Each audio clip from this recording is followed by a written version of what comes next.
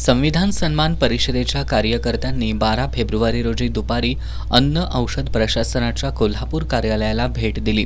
त्यावेळी कार्यालयात संत रोहिदास यांची जयंती साजरी केली नसल्याचं निदर्शनास आलं.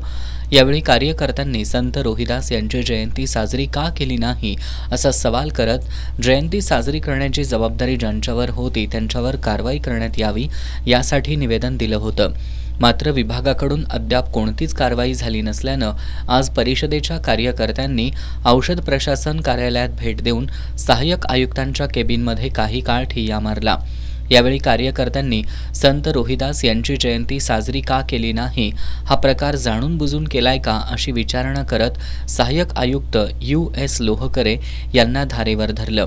यावेळी लोहकरे यांनी भविष्यात शासनाच्या नियमानुसार सर्व राष्ट्रपुरुष आणि संतांची जयंती साजरी केली जाईल असं सांगितलं. या आंदोलनात परिषदेचे अध्यक्ष निलेश बनसोडे, शिवराम बुद्ध्याळकर, पंकज आठवले, अजित नागटिळे, प्रवीण बनसोडे, निलेश हंकारे, अक्षय कांबळे आदी सहभागी झाले होते.